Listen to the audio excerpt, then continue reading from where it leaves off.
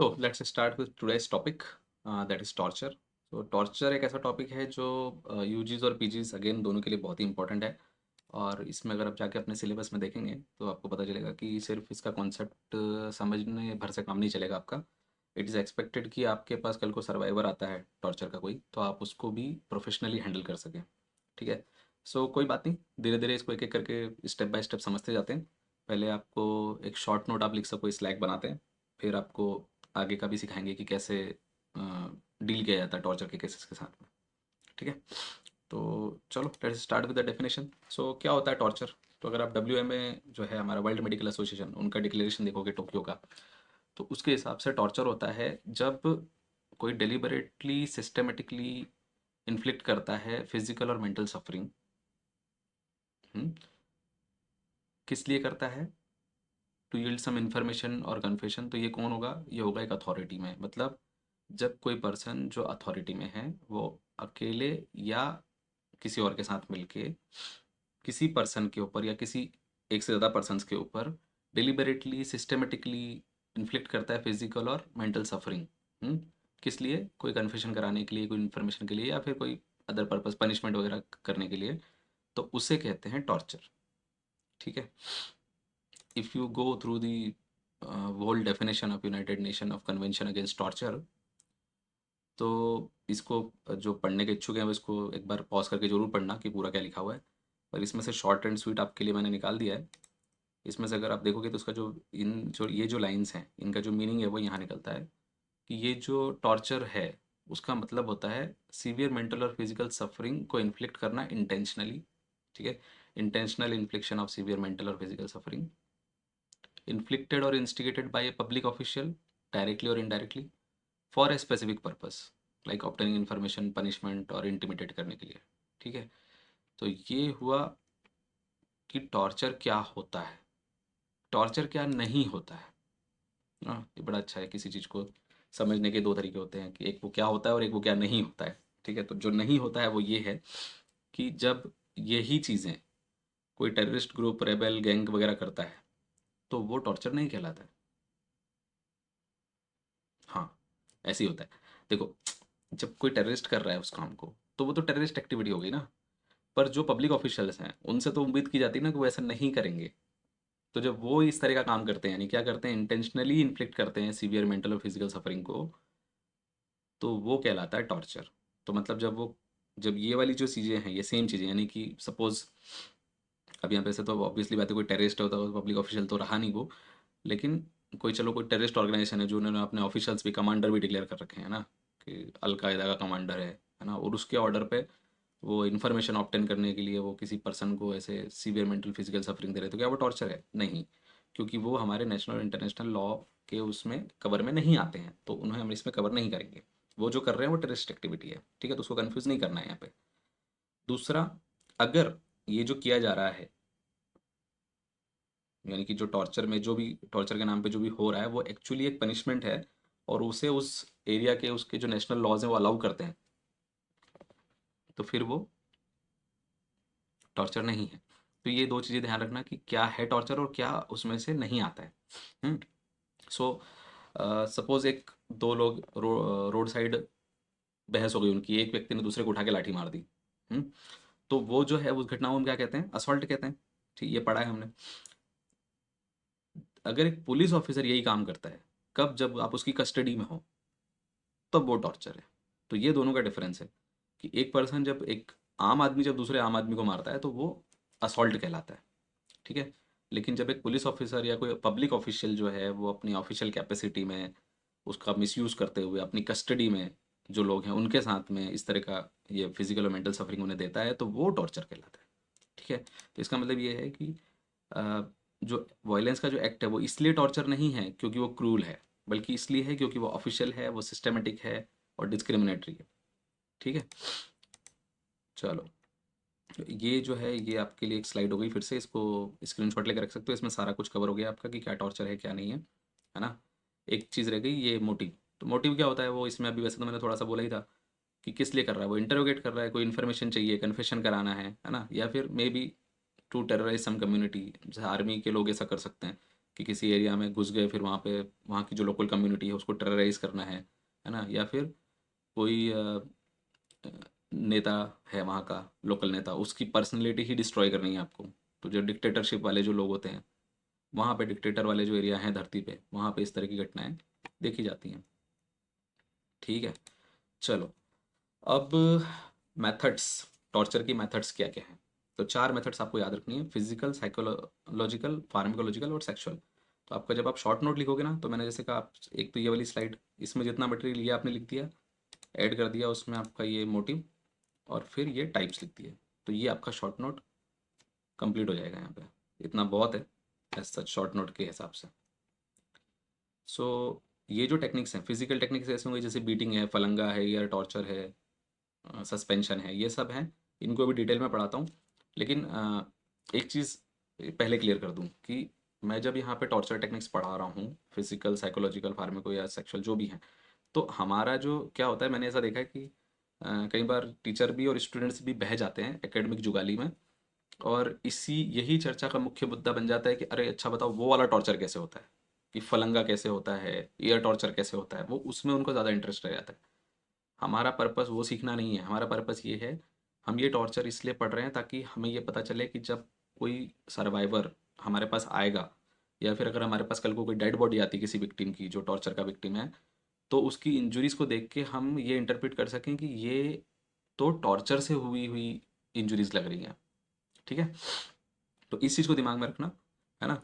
अब एक एक करके देखते जाते हैं। जैसे फिजिकल वाला है, तो अगर आप फिजिकल टॉर्चर की बात करो, तो फिजिकल टॉर्चर क्या करता है, वो करता है, कॉज करता है एक्सट्रीम एंड एक्सक्रूशिएटिंग पेन, या फिर कुछ तो फिजिकल टॉर्चर ऐसे होते हैं जो फियर पैदा करते हैं इमीडिएट डेथ का, कुछ होंगे जो आपको एक्सट्रीमली थका देंगे, और कुछ होंगे जो डिसफिगर करेंगे, म्यूटिलेट करेंगे, या परमानेंटली डिसेबल कर देंगे। अब नेशनल ह्यूमन राइट कमीशन की जो हमारी इंडिया की जो वेबसाइट है, उस पर अगर आप जाके देखो, तो उन्होंने कुछ टॉर्चर टेक्निक्स को बाकायदा डिस्क्राइब कर रखा है ना। तो उनकी जो गाइडलाइन है उसी में से मैंने यहाँ पे लिया है, जो हमारे टॉर्चर के टाइप्स हम पढ़ रहे हैं उनको। तो पहला टॉर्चर जैसे उन्होंने डिस्क्राइब किया कि मोस्ट कॉमनली क्या होता है, जनरल बीटिंग। अब बीटिंग ही कॉमन होगा, सबसे ज़्यादा क्या होगा, स्लैप कर देना, लाठी डंडों से पिटाई कर देना, है ना। आपके लिए इंपॉर्टेंट ये बात है कि जब ऐसा कोई पर्सन आपके पास आता है, वेदर अलाइव और आफ्टर डेथ, तो आपको उसकी बॉडी पे क्या मिल सकता है, आपको मिल सकते हैं स्कार्स, ब्रूज, लेसरेशन, है ना, या फिर मल्टीपल फ्रैक्चर जो डिफरेंट स्टेज हैं हीलिंग की, जैसा हमारे बेटेड बेबी सिंड्रोम में होता है उसी टाइप का, है ना। क्योंकि ऑब्वियसली एक पर्सन को अगर टॉर्चर किया जा रहा था लंबे टाइम तक, तो उसके, मान लो उसको लाठियों से ही पीटा जा रहा था, तो उसको मल्टीपल फ्रैक्चर हुए होंगे, और वो अनयूजुअल साइट्स पे होंगे जहाँ पे नॉर्मली हमें क्लिनिकल प्रैक्टिस में देखने को नहीं मिलते हैं, ऐसे अनयूजुअल फ्रैक्चर्स मिलेंगे। और वो फ्रैक्चर्स जो हैं वो डिफरेंट स्टेजेस ऑफ हीलिंग में होंगे। तो अगर ऐसा एक व्यक्ति आपके पास अलाइव आता है, तो आप कैसे पता करोगे कि इसके साथ ऐसा कुछ हुआ है?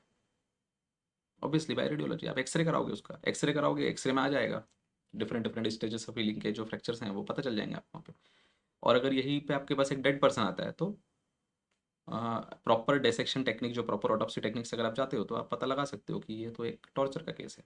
फॉर एग्जाम्पल आपको कुछ पिक्चर्स दिखाता हूँ मैं, सी, है ना। यहाँ पे आप प्रॉपर जब आपने डिसेक्शन करके देखोगे, तो यू विल फाइंड कि कैसे सबक्यूटेनियस ब्रूजेस हैं मल्टीपल, जो कि सामान्यतः हमें ऑटोप्सी में देखने को सामान्यतः नहीं मिलते हैं। ठीक है, और या फिर ये आपको स्किन के ऊपर ही दिख रहे हैं, these are very clearly science of torture. और ये देखो, जैसे ये टाइप है टॉर्चर का, फलंगा। फलंगा के और भी नाम है, ये पढ़ लेना इच्छा हो तो। पर फलंगा का मतलब होता है severe beating on the sole of feet. तो जब आपके पास में, मान लो सपोज आपके पास में कोई कस्टोडियल ऑटोप्सी का केस आता है, ठीक है, तो आपने क्या करना है, ये जैसे आपने ये फलंगा पढ़ा, है ना, ये भी पढ़ लिया कि फलंगा में क्या होता है, haemorrhage in the soft tissue of sole and feet and ankle, fracture of bones of feet, aseptic necrosis, पढ़ लिया, एग्जाम में लिख दिया, पास हो गए, वाह बहुत बढ़िया, तालियां। यहाँ काम खत्म नहीं होता है ना, हम प्रोफेशनल कोर्स कर रहे हैं। तो आपने क्या करना है, ये देखो इसको ध्यान से। जब आपके पास कोई ऐसी ऑटोप्सी आती है जो कि कस्टडी में था पर्सन, यानी कस्टोडियल डेथ की आप ऑटोप्सी कर रहे हो, तो एनएचआरसी की गाइडलाइंस के हिसाब से कर रहे होंगे, तो वहाँ पे आपने क्या करना है, आपने क्या करना है, उस पर्सन के जो सोल हैं उनको देखना है कि क्या वहाँ पे कोई इंजरी तो नहीं है। क्योंकि सामान्यतः हमें यूजुअली हम इधर ध्यान नहीं देते हैं, पर कस्टडी में था पर्सन, तो फिर आपको यहाँ पे स्पेशली ध्यान देना है। अब अगर आप इसका प्रॉपर डिसेक्शन करके देखो, तो आपको इस तरह से मल्टीपल जो इसके अंदर वो है कंट्यूजन्स, और सबक्यूटेनियस ब्रूज जो हैं वो दिखाई दे रहे हैं इसके अंदर। ठीक है, इसकी भी टेक्निक होती है बढ़िया से, कैसे डिसेक्शन किया जाता है वो कभी बाद में बात करेंगे।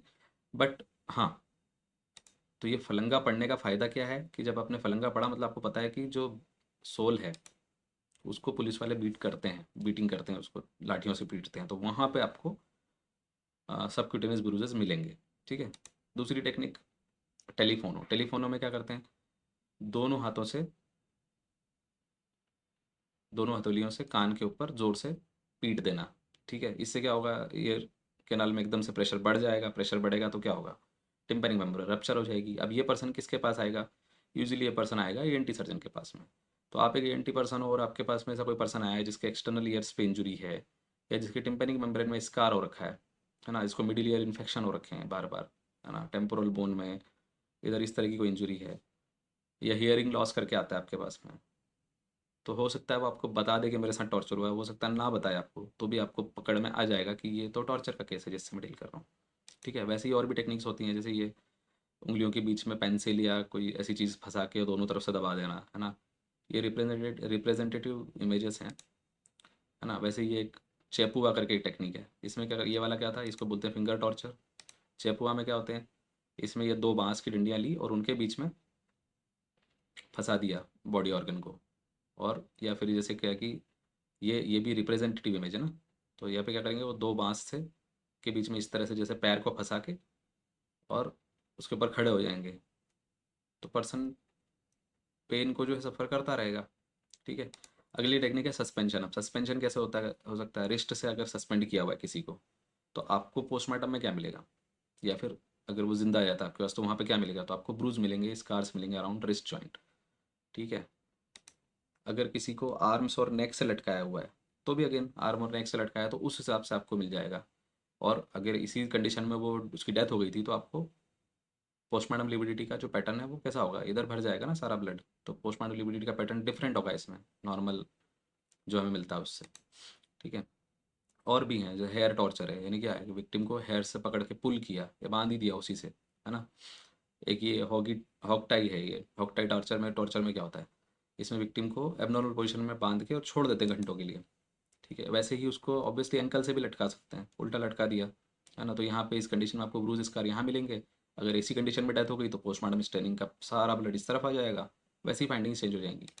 वैसे ही एक ये टेक्निक है हेड डाउन सस्पेंशन। इसमें क्या करते हैं, फ्रॉम एक ये हॉरिजॉन्टल पोल है ना, और ये हाथ और पैर इसमें से ऐसे निकाल के इसको ऐसे फंसा दिया, जैक बोलते हैं इसको। ठीक है, तो इसमें भी उसी हिसाब से ब्रूज और स्कार्स जो हैं उनकी जगह थोड़ी सी चेंज हो जाएगी। ठीक है।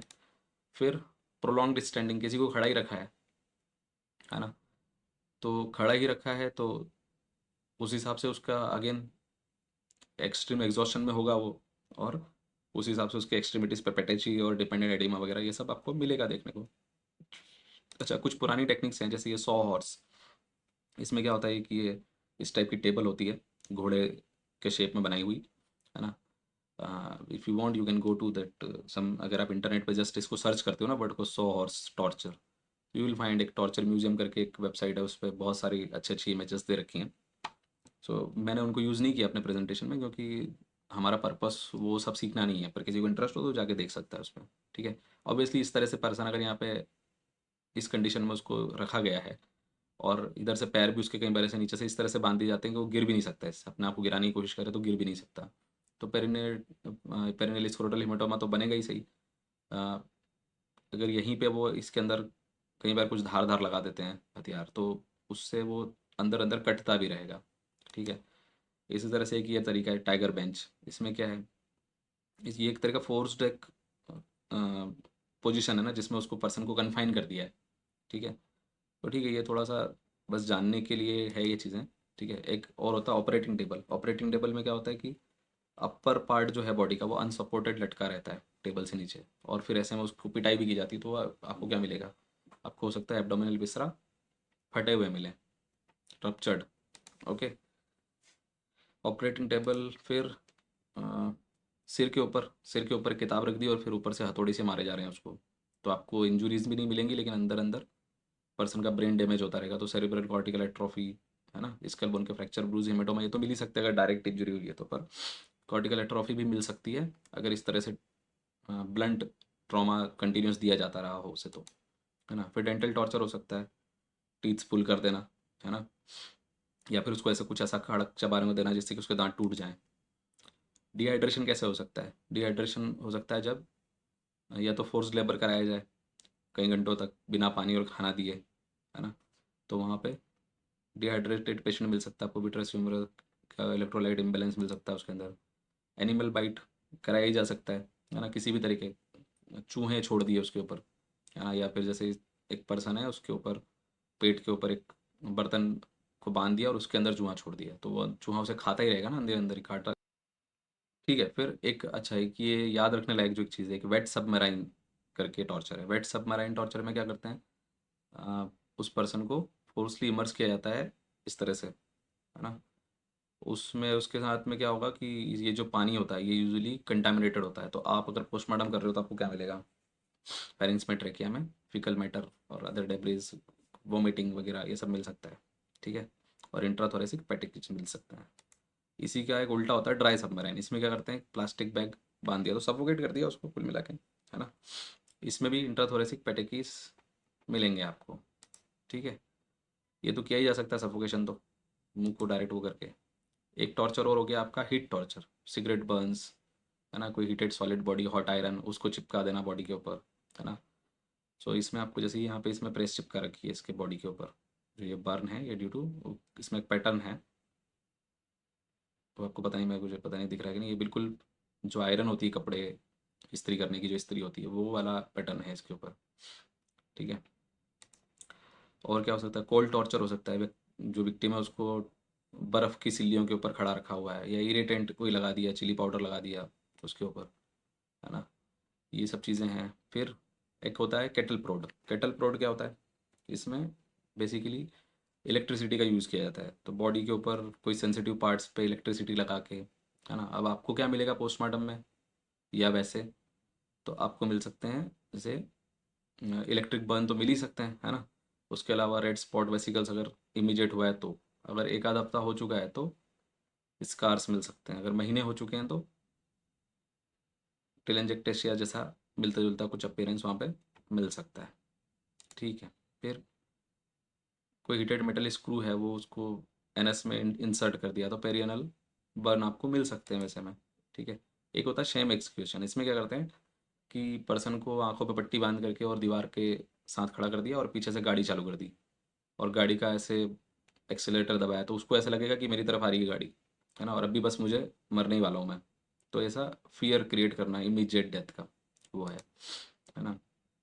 फिर बाकी म्यूटिलेशन तो है ही, नाक कान काट देना, उंगलियां काट देना, है ना, या उसके बाद एसिड वगैरह फेंक देना, तो ये सब फिजिकल टॉर्चर के बहुत सारे तरीके हैं, है ना, जिनसे अलग अलग तरीके से किसी में पेन बहुत ज़्यादा होगा, किसी के कारण इमीडिएट डेथ का फियर होगा, किसी में एक्सट्रीम एग्जॉस्शन क्रिएट होगा, ये सब हैं तरीके, जो कुछ तरीके लिख देना काम हो जाएगा तुम्हारा।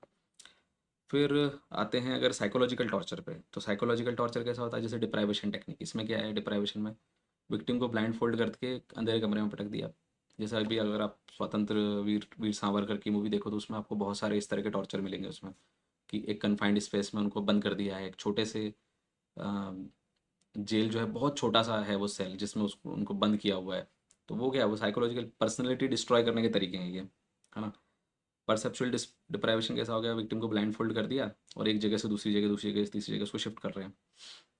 सोशल डिप्राइवेशन, सोलिटरी कन्फाइनमेंट है, किसी से मिलने जुलने नहीं दिया, आपको टाइम का ही पता नहीं चलेगा कि कितना टाइम हो चुका है, कितना टाइम बीत चुका है ना। Basic needs, food water toilet facilities नहीं दे रहे हैं, सोने नहीं दे रहे हैं, है ना।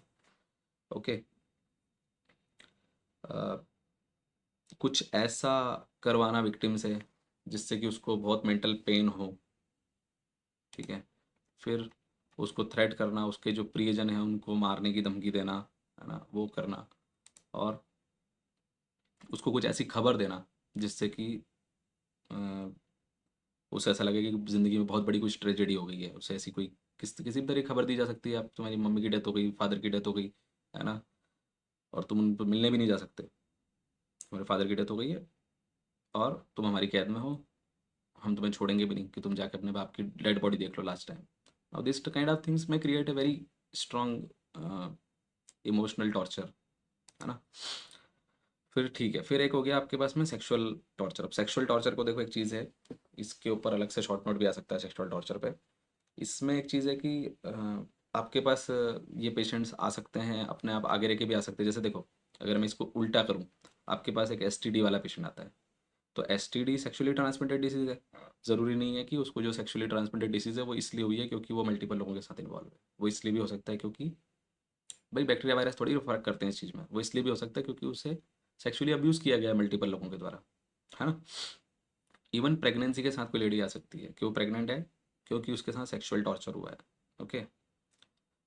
Injuries to breast, external genital या वेजाइना, तो इंटीमेट पार्ट्स में किसी भी तरह का कोई इंजुरी के साथ आपके पास आता है तो ऐसा केस हो सकता है कि वो टॉर्चर का केस हो, है ना। और हो सकता है कि आपके पास डेड बॉडी आए जो कस्टोडियल टॉर्चर की, कस्टोडियल डेथ का केस हो, और वहाँ पे इस तरह का आपको कुछ देखने को मिल जाए।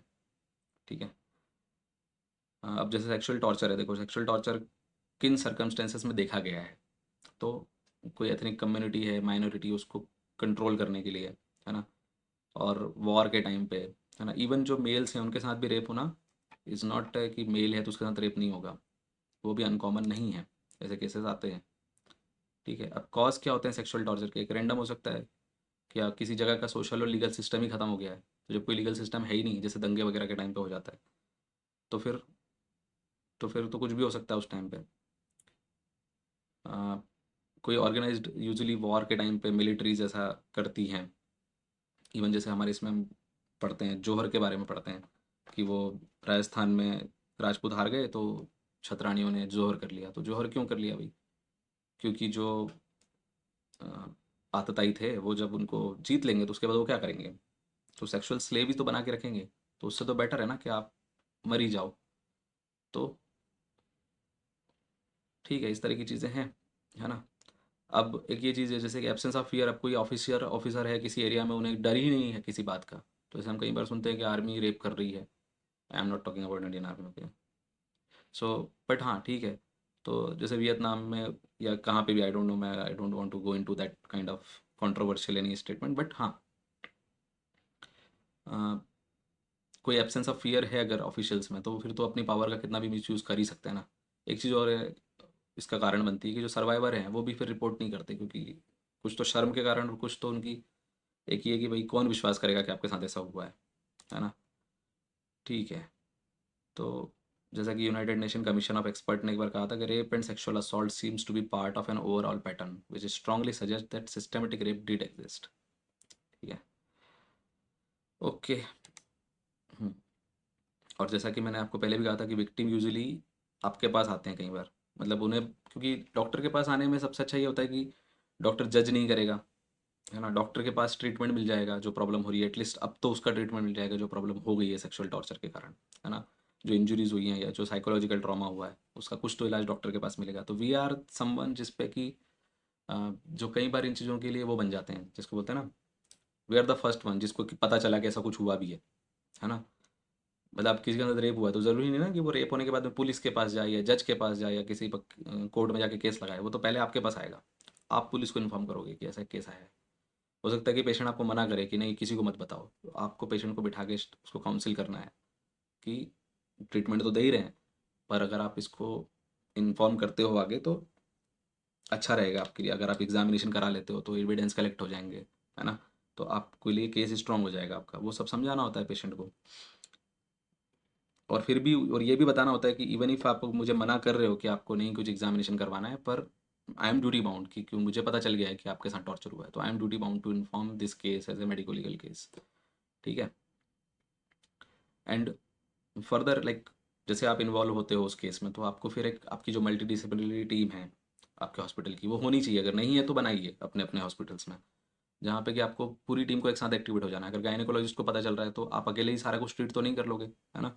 तो अकेले ट्रीट नहीं करना है, आपको इन्वॉल्व कर लेना है सर्जरी से, मेडिसिन से, साइकेट्री से, फोरेंसिक मेडिसिन से, हर जगह से स्पेशलिस्ट को इकट्ठा करके और इस तरह के केसेस को डील करना चाहिए। उनको करेंगे डिटेल में डिस्कस आगे, है ना। सो ठीक है, यहाँ पे एक ये स्लाइड और आपके लिए, इसको अगर सेक्सुअल टॉर्चर का आपके पास आता है तो इसमें ये पूरा आपका कवर हो जाएगा। ठीक है। फिर फार्मेकोलॉजिकल टॉर्चर की अगर बात करें तो फार्मेकोलॉजिकल टॉर्चर में यूजली क्या होगा, इसको मैं शॉर्ट एंड स्वीट में ख़त्म कर देता हूँ। देखो, मेडिसिन का यूज़ करके करना। मेडिसिन का यूज़ कर सकते हैं, ड्रग्स का यूज़ कर सकते हैं, जैसे एडिक्टिव सब्सटेंस है, तो पहले उस पर्सन को वो एडिक्टिव सब्सटेंस दिया जाता है। जब वो एडिक्ट हो जाता है, फिर उसको सप्लाई बंद कर दी जाती है। तो अब वो विड्रॉल में जाएगा, विड्रॉल में जाएगा तो फिर क्या करेगा? फिर आप उसको बोलो कि अगर चाहिए तो वैसा करो जैसा मैं कह रहा हूँ, मुझे जो कन्फेशन चाहिए वो दे दो, मुझे जिसके खिलाफ गवाही दिलवानी है वो दे दो। इस तरह से फार्मेकोलॉजिकल ड्रग्स का यूज़ कर किया जा सकता है, टॉर्चर में किया जाता है। बल्कि देखो इस तरीके की न्यूज़ मैंने अभी देखी थी, Iran uses systematic pharmacological torture against political prisoners. ठीक है, देख सकते हो आप भी, इसको सर्च करोगे गूगल पे मिल जाएगा, है ना। उसके अलावा एसिड और अल्कली तो वो तो फिजिकल टॉर्चर में भी है, इधर भी कर ही सकते हैं इसको तो, है ना। अब ये सारा हमने क्यों पढ़ा, उसका हमें किस तरह से इसमें आगे वो करना है, हमें किस तरह से बिहेव करना चाहिए, उसको समझने के लिए हम आए थे वर्ल्ड मेडिकल एसोसिएशन का जो डिक्लेरेशन है टोक्यो का। इसको एक बार शांति से पढ़ना, तुम्हें समझ में आएगा कि तुम्हारा अपना रोल क्या है। सी यार, हम लोग डॉक्टर्स हैं, ओके। बीइंग ए डॉक्टर, हम कहीं थोड़े से ना एथिकली मॉरली एक आम आदमी से थोड़ा सा हटके हो जाते हैं, थोड़ा सा ऊपर हो जाते हैं, या ऊपर नहीं कहो तो कम से कम साइड में हो जाते हैं उससे। कि हमारे पास जब कोई केस आ रहा है तो हमारे लिए वो एक एक इंसान है, एक फेलो ह्यूमन बीइंग है, ओके। और उसको, उसकी जो सफरिंग है उसको एलिवेट करने का हम जितना प्रयास अपनी तरफ से कर सकते हैं वो हमें करना है, वो हमारी एथिकल ड्यूटी है। अगर हमने ये अ, हम इस पेशे में आए हैं, अगर हमने ये प्रोफेशन चूज़ किया है, तो इस प्रोफेशन की कुछ ये डिमांड है कि भाई आपने इम्पार्शियल रहना है। आपके पास विक्टिम आया है, कोई सर्वाइवर आया है, तो आपको उसको पूरी डिग्निटी के साथ ट्रीट भी करना है, और जितनी हेल्प आप कर सकते हो वो आपने करनी है, और पार्शलिटी नहीं करनी है ये सब करते हुए। तो जैसे अब अगर आप इनको पढ़ो लाइंस को, तो यू विल फाइंड, देखो, द फिजिशियन शेल नॉट, क्या नहीं करना चाहिए फिजिशियन ने। अभी मैं तुम्हें इतने सारे, एक चीज़ बताओ, इतने सारे तुम्हें मैंने पढ़ाए अभी टॉर्चर के टेक्निक्स। सो क्या लगता है तुम्हें, क्या तुम्हें ऐसे एक्ट में पार्टिसिपेट करना चाहिए?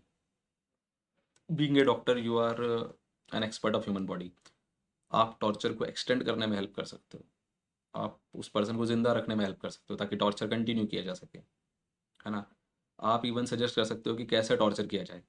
तो क्या आपने ये सब करना चाहिए? बिल्कुल भी नहीं करना चाहिए, क्योंकि हम सिर्फ एक देश के भी नहीं हैं, हम पूरी ह्यूमैनिटी के लिए हैं। तो हमारी जो कम्युनिटी है, जो डॉक्टर कम्युनिटी है, उसने डिसाइड किया हुआ है कि हमें इस तरह के किसी भी इनह्यूमन क्रूअल काम में इन्वॉल्व नहीं होना है, वट एवर जिनके जो भी पर्पस हों, है ना, उनके साथ हमें नहीं शामिल होना है इसमें। ठीक है, देखो, the physician shall not provide any premises, instrument, substance or knowledge to facilitate the practice of torture or other form of cruel, inhuman or degrading treatments to diminish the ability of victims to resist such treatment। ठीक है, अभी तुम्हें pharmacological torture बताया मैंने, बता कौन रहा है कि कौन सा ड्रग यूज़ करना है, तो कर सकते हो ना फिर आप, आपका यूज़ मिसयूज़ हो सकता है आपका। तो इसमें आपको बचा के रखना है अपने आप को, डॉक्टर साहब। ठीक है, चलो। When providing medical assistance to detainees, तो आपने जब डिटेनीज को, कोई पुलिस की या जुडिशियल कस्टडी में है कोई, वो भले ही एक्यूज्ड भी हो, आपने एक्यूज्ड को एक्यूज्ड की तरह नहीं देखना है, आपने उसे पेशेंट की तरह ही देखना है। ठीक है, उसकी भी कॉन्फिडेंशियली की, उसके पर्सनल डाटा की उतनी ही वैल्यू है जितनी किसी आम आदमी की है, ओके। तो हमें उसे भी ध्यान में रखना है। फिर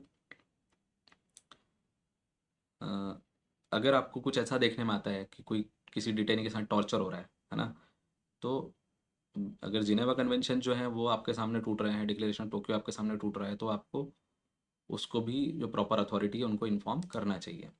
ठीक है, देखो क्या कह रहे हैं आगे, कि physicians have the ethical obligation to report abuse where possible with the subject's consent, but in certain circumstances where the victim is unable to express himself freely without explicit consent, भी हमें अथॉरिटीज़ को inform करना चाहिए। ठीक है, physician shall not use nor allowed to be use as for as she can the medical knowledge और skill, हमें अपनी मेडिकल नॉलेज को इस तरह के किसी भी इलीगल काम में, इवन लीगल भी हो तो भी, उस लीगल इंटरोगेशन भी हो रहा है, लीगल इंटरोगेशन में भी हमें अपना मेडिकल नॉलेज यूज़ नहीं करना है, नहीं होने देना है। ठीक है, फिर आपको इवन वहाँ पे प्रेजेंट भी नहीं होना चाहिए जहाँ इस तरह का टॉर्चर हो रहा है, आपको नहीं शामिल होना है ऐसे ऑफिसर्स के साथ में, और इवन वहाँ पे प्रेजेंट भी नहीं रहना है उनके साथ जब वो कर रहे हैं। ठीक है, हमारा जो काम है, देखो फिजिशियन का फंडामेंटल रोल क्या है, टू एलिविएट द डिस्ट्रेस। तो हमारा काम जो है वो हमारे फेलो ह्यूमन बींग्स की डिस्ट्रेस को एलिविएट करना है, उसी में हमें लगे रहना है। ठीक है। अगर कोई प्रिजनर रिफ्यूज़ करता है कि वो खाना नहीं खाएगा, भूख हड़ताल जो होता है पॉलिटिकल, जैसे अभी ये तो चले, जैसे प्रिजनर का है केस, अभी रिसेंटली अपने सोनम वांगचुक बैठे हुए हैं हड़ताल पे 21 दिन की, अभी जस्ट कल परसों इन्होंने अपनी हड़ताल ब्रेक की है। तो ऐसा कुछ अगर कोई कर रहा है पॉलिटिकली, अब उनके अपने पॉलिटिकल मोटिव हैं, जिससे भी उनका जो भी पॉलिटिकल मोटिव है या सोशल मोटिव है, सोशल एक्टिविस्ट हैं इसलिए वो कर रहे हैं। हमारा क्या रोल होगा ऐसे में? अभी जब इसको स्टारवेशन वाला टॉपिक पढ़ूंगा तो इस स्पेसिफिक बात को वहाँ पे डिटेल में करूँगा। पर हमारा क्या रोल होना चाहिए, देखो, कि where a prisoner refuse nourishment and is considered by the physician are capable of forming an unimpaired and rational judgment, है ना, और उसे कॉन्सिक्वेंस पता है कि वॉलेंटरी रिफ्यूज कर रहा हूँ मैं न्यूट्रिशन तो मेरे साथ क्या हो सकता है ना, तो उसको आर्टिफिशियली हमें अपनी तरफ से फीड नहीं करना है, ज़बरदस्ती फोर्स फीडिंग नहीं करनी है हमें हंगर स्ट्राइक तोड़ने के लिए। ठीक है, ये हमारा पार्ट है हमारी गाइडलाइंस का। ठीक है, तो आर्टिफिशियली फेड नहीं करना है। ठीक है, फिर और एक चीज़ और भी है इसके अंदर कि अगर, अब अगर आप इतना सब करोगे ऑफिशियल्स के खिलाफ, है ना, उनका सपोर्ट नहीं करोगे तो आपके साथ प्रॉब्लम हो सकती है। तो इसमें डब्ल्यू कहता है कि हम आपके साथ खड़े हैं, ऐसा कुछ होता है तो आप डब्ल्यू तक को इन्फॉर्म करो, है ना, तो डब्ल्यू आपके सपोर्ट के लिए खड़ा रहेगा। है ना, और डब्ल्यू दूसरे जो मेडिकल एसोसिएशन है उनको भी इंकरेज करता है कि फिजिशियंस को ट्रेन करे अबाउट ह्यूमन राइट्स, है ना। अच्छा, अब थोड़ा सा देखो, एक इससे हट के थोड़ा सा एक चीज़ बताता हूँ। महर्षि चरक शपथ, आजकल आप एनएमओ बड़ा फेमस हो रहा है, तो महर्षि चरक शपथ भी अगर आप देखो तो उसमें भी ये लाइन आती है कि मैं सदैव अपनी विद्या का उपयोग प्राणी मात्र के कल्याण हेतु करता रहूंगा। तो प्राणी मात्र के कल्याण के लिए अगर आप अपनी विद्या का उपयोग कर रहे हो तो ऑब्वियसली आप टॉर्चर में तो शामिल हो ही नहीं सकते, है ना। फिर अगर मैं देखूँ प्रोफेशनल कंडक्ट एटिकेट्स और एथिक्स रेगुलेशन को भी अगर आप पढ़ो तो उसमें क्या लिखा है, even under threat I will not use my medical knowledge contrary to the laws of humanity, I will maintain the utmost respect for human life from time of from the time of conception. तो हमें तो human life के लिए काम करना है, हमारा purpose थोड़ा हायर है। ठीक है, the health of my patient will be my first consideration. तो मेरा पेशेंट भले वो डिटेनी भी है, भले वो प्रिजनर भी है, तो भी मुझे उसकी हेल्थ का ध्यान रखना है। I will respect the secrets which are confined to me. तो भले वो प्रिजनर भी हैं तो भी उसके जो सीक्रेट हैं, उसने जो मेडिकल सीक्रेट्स मुझे बताए वो मेरे ही पास है, उनको मैं डाइवर्स नहीं करूँगा। इसके अलावा और भी देखो, अभी जैसे अगर आप इसमें देखो हार्ट और ग्रीवस हार्ट पे तो हमारा चल ही रहा है काम, है ना। ये बीएनएस के सेक्शन है, BNS 116 ग्रीवस हार्ट और BNS 114 हार्ट, ये हम पढ़ चुके हैं पहले। इसमें अगर आप देखो आगे तो देखो BNS 120 क्या कहता है, वॉलेंट्री कॉजिंग हार्ट और grievous hurt to extort confession और to compel restoration of property. ये वाला भी क्या कहता है, 119 वॉलेंट्री कॉजिंग हार्ट और grievous hurt to extort property और to constrain to an illegally act, है ना। तो ये चीज़ें हैं, कुछ मतलब हमारे BNS की भी धाराएं हैं जो टॉर्चर के उसमें आती हैं।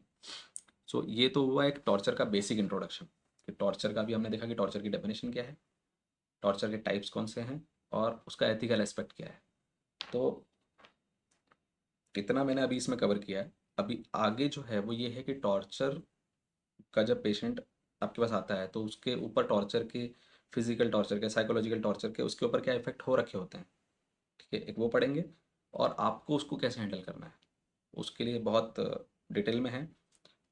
थोड़ा थोड़ा सा कोशिश करूँगा कि उसमें भी शुरू में MBBS के लेवल का तो कम से कम बता दूँ और फिर PG लेवल तक भी ले जाऊँगा उसको, और उसको बाद में करेंगे। अभी के लिए ये आपका एक शॉर्ट नोट के लिए बहुत मोर देन सफिशिएंट मटेरियल इसके अंदर क्या है ना। So thank you, good night.